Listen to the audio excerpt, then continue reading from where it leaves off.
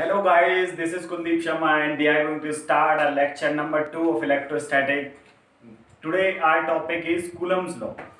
So Coulomb law gives the relation between force and charges. The force between two charges and that how the force varies with the distance between these two charges and others. So let's see what is Coulomb's law and what is its statement. So the statement is the force between two stationary point charges. The force between two must think stationary point charges. Stationary point charges is directly proportional to the product of their magnitudes and inversely proportional to the square of the distance between them. So stationary point charges इसकी condition है कि point charges कैसा होना चाहिए, stationery point charges.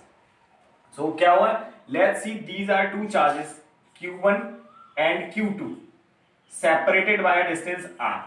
Suppose so the force क्या है directly proportional to the product of their magnitudes. तो Q1 into Q2 directly proportional to the product of their magnitude and inversely proportional to the square of the distance between them. So inversely proportional to the between square of the distance between them. Square is distance is r between them. So r का square है. ये equation 1 हो गया. Equation 2 we can combine both these equations and we will get q1 q2 upon r square. This is the force directly proportional to the q1 q2 upon r square. अब जब हम जानते हैं एक प्रोपोर्शनलिटी कांस्टेंट हटाते हैं तो एक कांस्टेंट आया, प्रोपोर्शनलिटी कांस्टेंट जब हम साइन को हटाएंगे तो वो कितना होगा 1/4 pi epsilon not q1 q2 upon r square. So this is the force between two charges separated by a distance r. Force is 1/4 pi epsilon naught q1 q2 upon r square, where epsilon naught is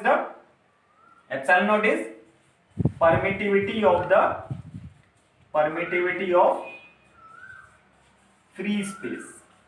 अब हम free space क्यों बोल रहे हैं इसको हम discuss later, we will discuss later. So what is this, F is equal to 1/4 pi epsilon naught q1 q2 upon r square. This is the force between these two charges.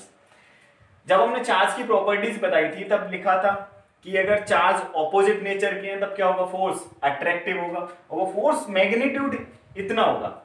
और जब हमने बोला था चार्ज सेम नेचर के तब कैसा होगा, repulsive होगा. तो जब जैसा भी अगर सपोज यहाँ पे एक ये Q2 नेगेटिव है Q1 पॉजिटिव है, इट मींस F कैसा आएगा, आपको अट्रैक्टिव फोर्स मिलेगा. अगर ये भी पॉजिटिव है ये भी पॉजिटिव है तब रिपल्सिव, ये negative then also repulsive. So force formula is F is equal to 1/4 pi epsilon naught q1 q2 upon r square. जबकि स्टेटमेंट क्या था, the force between two stationary point charges. Stationery point charges को हम will discuss later. सो अभी देखते हैं हम क्या हुआ हमारा, the force between two stationary point charges is directly proportional to the square product of their magnitude and inversely proportional to the square of the distance between them. So let's see what is 1/4 pi epsilon naught. 1/4 pi epsilon not क्या है, this is the constant और इसकी value है ये 9 × 10⁹. Unit क्या हो जाएगा इसका, न्यूटन मीटर स्क्वायर पर कूलम स्क्वायर. अब एप्सिलॉन नॉट क्या है, epsilon naught as I told you earlier permittivity of free space and its value is, epsilon not की वैल्यू जो है वो कितनी 8.85 × 10⁻⁻12 न्यूटन मीटर स्क्वायर पर कूलम स्क्वायर, या हम इसको बोल देते हैं फेरेड पर मीटर. फेरेड पर मीटर पूरा लिख देता हूं मैं इसको, फेरेड पर मीटर. इसकी दो यूनिट्स हैं एप्सिलॉन नॉट की. एप्सिलॉन नॉट क्या है, परमिटिविटी ऑफ फ्री स्पेस. अब फ्री स्पेस के तो मीडियम का भी आएगा 8.85 × 10⁻⁻12 unit is newton metre square पर कूलम स्क्वायर या farad upon metre. Clear, is it clear. तो देखते हैं एप्सिलॉन नॉट होता क्या है. एप्सिलॉन परमिटिविटी जो होती है वो क्या होती है, permittivity is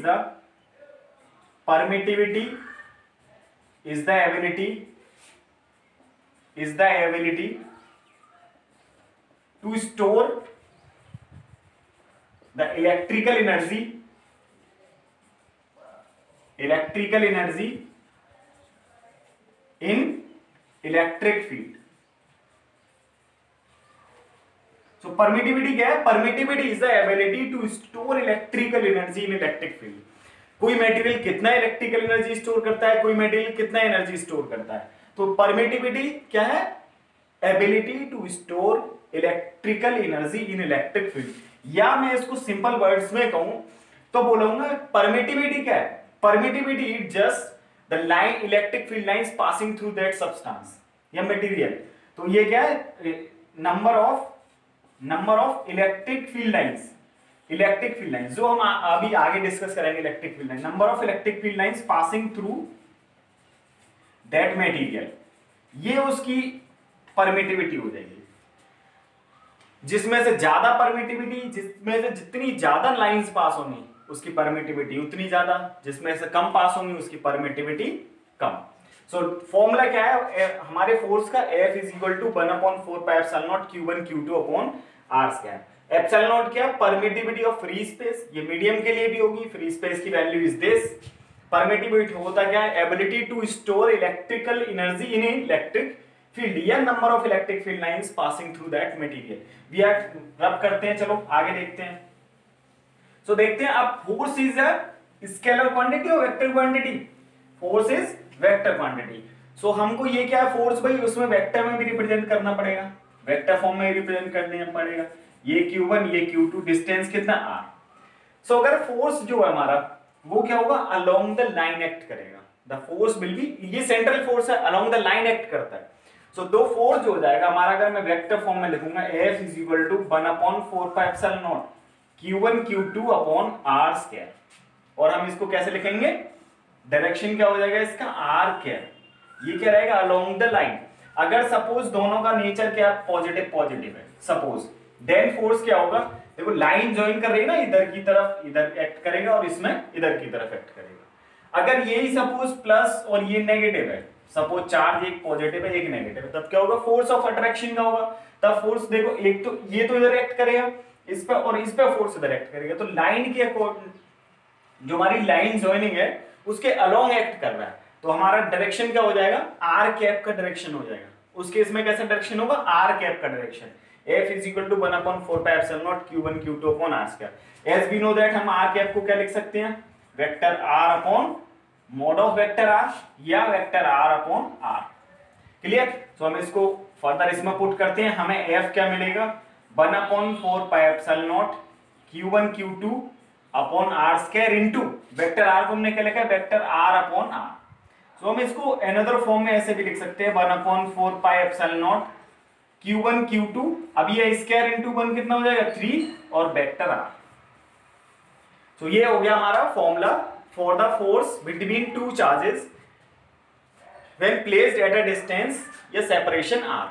is it clear? So let's see what happened. तो एक यहां पे न्यूमेरिकल देख लेते हैं हम फटाफट से। न्यूमेरिकल इज दिस कि there are two charges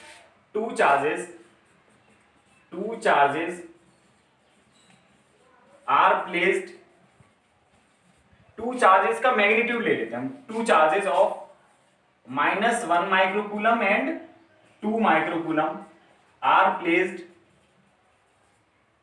eight a distance of 3 metre, then find the force between them. What will happen if the distance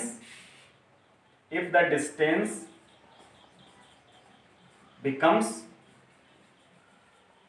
1/3? तो क्वेश्चन क्या है कि दो चार्जेस है, एक का मैग्नीट्यूड कितना? -1 माइक्रोकूलम एंड अनदर क्या है? 2 microcoulomb. Are placed at a distance of 3 metre, दोनों कितना सेपरेशन पे है? 3 मीटर का सेपरेशन है। तो ये कितना है हमारा? -1 माइक्रोकूलम और ये कितना है? 2 माइक्रोकूलम। दोनों का सेपरेशन कितना है? 3 मीटर। तो हमको उसने पूछा है find the force between them. तो पहले हम फोर्स निकाल लेते हैं कि कितना होगा। तो फोर्स कितना हो जाएगा? F इज इक्वल टू, हमारा फॉर्मूला क्या था? 1/4 pi epsilon not Q1 Q2 upon R square. तो ये कितना हो जाएगा? एफ इज इक्वल टू, इसकी वैल्यू कितनी थी 9 इंटू 10⁻9 इंटू Q1 कितना है हमारा -1 माइक्रोकूलम इंटू 2 माइक्रोकूलम। नहीं, अब हम इसको माइनस लिखेंगे या नहीं लिखेंगे ये मैं आपको बताता हूं। तो स्टेटमेंट क्या था कि the force between two stationary point charges is directly proportional to the product of their magnitude.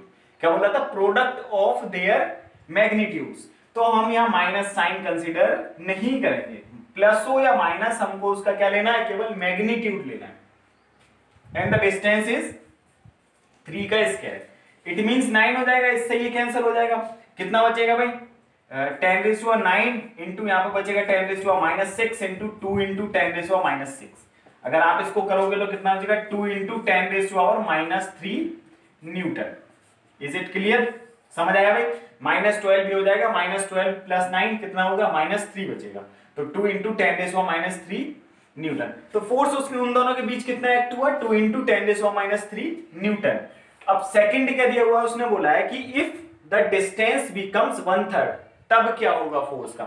If the distance becomes 1/3, तो 1/3 डिस्टेंस करने पे हमको क्या होगा, फोर्स कैसा रहता है, फोर्स क्या रहता है, डिस्टेंस 1/3 करने पे क्या होगा, force is inversely proportional to the square of the distance between them. So हम क्या करेंगे, इसको 1/3 कर देंगे। पहले था 3 मीटर, तो फोर्स कितना मिल रहा था हमको, दिस मिल रहा, ये फोर्स है। अब इसको 1/3 कर देंगे तो एफ डैश कितना हो जाएगा 1/d/3 का होल स्क्वायर, एफ का ये मिल जाएगा हमको। नहीं आया समझ है ना, चलो तो एफ डैश हम देखते हैं डायरेक्टली 1/d/3 का होल स्क्वायर, ये कर लेते हैं। इज इट क्लियर, तो ये कितना हो जाएगा, ये जो वैल्यू आएगी वो कितने की 9/d²। दोनों को हम डिवाइड कर लेते हैं, ये इसको इक्वेशन 1 मान लेते हैं, इसको इक्वेशन 2 मान लेते हैं। तो देखो मैं इधर सॉल्व कर देता हूं यहाँ पे, तो कितना हो जाएगा f' इज इक्वल टू क्या होगा भाई 9/d² इंटू 1/d²। d² ऊपर पहुंच जाएगा ये वाला, तो d² and d² will cancel out, f' is equal to 9f, और 9f कितना हो जाएगा 18 इंटू 10⁻³ न्यूटन। तो हमें फोर्स कितना मिल गया 18 into 10⁻³ Newton. Is it clear, क्या था हमारा फोर्स, हमें कितना मिलता 2 इंटू 10⁻³। जब हमने डिस्टेंस को 1/3 कर दिया तो फोर्स कितना मिल गया हमें, इसका 9 टाइम्स। तो force will increase when ever you decrease the distance between these two charges. तो सिस्टम वही है, चार्ज का मैग्नीट्यूड वही है, लेकिन आप डिस्टेंस डिक्रीज कर रहे हो। If you are decreasing the distance then force will increase. Is it clear, देखो अभी 2 हमें मिली न्यूटन मिला था, अब कितना मिल गया था 18 मिली न्यूटन। इज इट क्लियर, चलो देखते हैं आगे। अब हम क्या कर सकते हैं, फोर्स, अब अगर यही सिस्टम हमारा अभी किसके लिए था, वैक्यूम के लिए था, या अब हम इसको किस में कर सकते हैं, ये वैक्यूम से हटा के हम इसको किसी मीडियम में ले जाते हैं। तो फोर्स इन मीडियम, तो मान लेते हैं एक जिस मीडियम में भी है उस मीडियम का ये जो परमिटिविटी है वो एप्सिलॉन आर है, एप्सिलॉन आर रिलेटिव परमिटिविटी, या हम इसको क्या लिखेंगे, सॉरी इसको एप्सिलॉन आर को हम के भी लिख लेंगे। अभी हम मान लेते हैं उसकी परमिटिविटी क्या है, एप्सिलॉन है।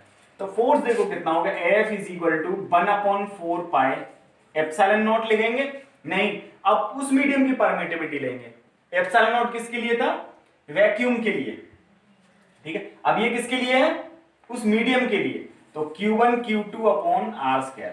वही चार्जेस है हमारे, ये सिस्टम है, ये Q2 चार्ज है, ये Q1 है, और दोनों कितने सेपरेशन पे हैं, R सेपरेशन पे। क्लियर, दोनों को हमने R दूरी पे रखा हुआ है। और अब क्या किया हमने, जो लेकिन सिस्टम अब कहां है, पहले वैक्यूम में था, अब कहां है हमारे किसमें, किसी मीडियम में। क्लियर, जिसका डाइलेक्ट्रिक कांस्टेंट K है, जिसका डाइलेक्ट्रिक कांस्टेंट K है। तो ये हमारा क्या होगा, force in that medium. Is it clear, मैंने एफ एम स्टैंड्स कर दिया। लेकिन अब हम देखो कि एप्सिलॉन मीडियम को कैसे लिखेंगे, उसका मीडियम एप्सिलॉन कैसे लिखेंगे, एप्सिलॉन इज इक्वल टू कैसे लिखेंगे, एप्सिलॉन जो उसका रिलेटिव परमिटिविटी है वो कैसे लिखेंगे हम, इसका जो डाइलेक्ट्रिक कांस्टेंट है और एप्सिलॉन नॉट है। इज इट क्लियर, जो हम उसकी परमिटिविटी लिखेंगे, इसको मैंने एप्सिलॉन आर लिखा हुआ था पहले, इसको के से रिप्रेजेंट करते हैं या एप्सिलॉन आर से। ये उस मीडियम की क्या है, परमिटिविटी है, और ये क्या है, एयर या ये वैक्यूम की परमिटिविटी है, ये वैक्यूम या एयर की परमिटिविटी है एप्सिलॉन नॉट। ये मीडियम की है, इसको आप चाहो तो m लिख सकते हो, क्लियर कर सकते हो। और एक k क्या है, dielectric constant of that medium. तो हम इसको क्या लिखेंगे, 1/4 पाई एप्सिलॉन m को कैसे लिख सकता हूं मैं, epsilon not into k into q1 q2 upon r square. ये हमारा fm हो गया। अब मैं इसको ऐसे लिख सकता हूं, fm is equal to 1/4 pi epsilon not q1 q2 upon r square into 1/k लिख सकता हूं ना ऐसे, 1/k आराम से लिख सकता हूं, मैंने k को बाहर लिख दिया। अब ये क्या था, फोर्स इन, ये क्या था, फोर्स इन वैक्यूम। तो Fm is equal to F upon K। तो फोर्स क्या होगा भाई, डिक्रीज होगा या इंक्रीज होगा, फोर्स कैसा होगा, फोर्स क्या हो जाएगा, force will decrease, force between the charges, between these charges will decrease. कब, when the system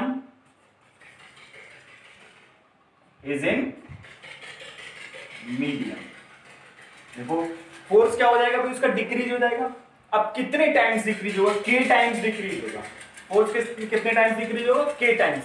k times क्यों होगा, k is dielectric constant of that medium. आपने देख ही लिया क्यों डिक्रीज होगा। चलो देखते हैं, एक एग्जांपल ले लेते हैं। द फोर्स, अभी सपोज ये सिस्टम है, जो हमारा सिस्टम है Q1 Q2 जो हमने लिया हुआ है, मान लेते हैं the force between two charges, the force between two charges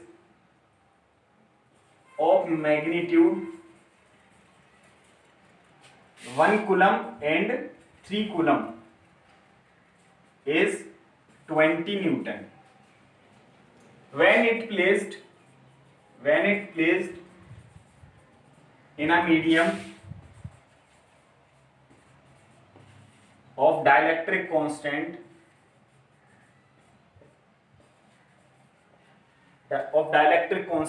2, then find the separation between these charges. तो हमें फॉर्मूला बताइए, Fm is equal to F upon K। तो देखते हैं भाई क्या है, जो हमारी फोर्स है वो दो चार्जेस के बीच में कितना, F is equal to 1/4 pi epsilon not Q1 Q2 upon R square, ये हमारा फोर्स होता है। और फोर्स दिया हुआ कितना आपको, 20 is equal to 9 into 10⁻⁹ into आपको मैग्नीट्यूड्स कितने दिए हुए हैं, 1 और 3, इस बार कूलम्स में दिए हुए हैं 1 इंटू 3, और डिस्टेंस आपको निकालना है। क्लियर। तो देखते हैं डिस्टेंस, ये तो हमारा इक्वेशन 1 हो गया। अब उसने बोला है कि उसको किस में डिप कर दिया भाई, मीडियम में डिप कर दिया। तो Fm इज इक्वल टू कितना हो जाता है, F by K। Is it clear. तो Fm इज इक्वल टू कितना हो जाएगा, F बाई K आप R यहां से निकाल सकते हो, आपको Fm निकालना है। तो R square is equal to कितना हो जाएगा, 9 इंटू 3 इंटू 10⁻⁹ अपॉन 20। तो ये कितना आएगा, 27। तो मैं R को लिख सकता हूं, देखो इसका 3 बाहर आ जाएगा, और ये कितना बचेगा, अगर मैं एक जीरो से एक जीरो कर दूंगा तो 9 इंटू 3 इंटू 10⁻⁸/2। क्लियर। तो R कितना हो जाएगा, 3 इंटू 10⁻⁴ इंटू रूट, यहां से कितना बचा, 3/2। अब ये 3 कैसा है, 9 का स्क्वायर रूट कितना हुआ भाई, आप इसको पूरे पे स्क्वायर रूट लगाओगे ना, तो 9 का स्क्वायर रूट 3 आ गया, 10⁻8 का 10⁻4 बाहर आ गया, रूट 3/2 बच गया। अब देखते हैं हम यहां से हमको निकालना Fm निकालने के लिए करो F बाय K। तो F कितना है हमारा, F कितना था भाई, ये तो वैसे हमारा सेपरेशन आ गया। अब आप Fm निकाल सकते हो। Fm निकालने के लिए क्या करोगे आप, F बाय K। F कितना दिया हुआ है, F is 20 Newton upon K is 2। तो F eight medium is 10 Newton. तो आप देखोगे फोर्स क्या हो गया भाई, डिक्रीज हो गया ना बिटवीन दी चार्जेस। जब एयर में थे तब कितना था, 20 न्यूटन। जब हम एयर से उस मीडियम में ले आए तब कितना हो गया, 10 न्यूटन।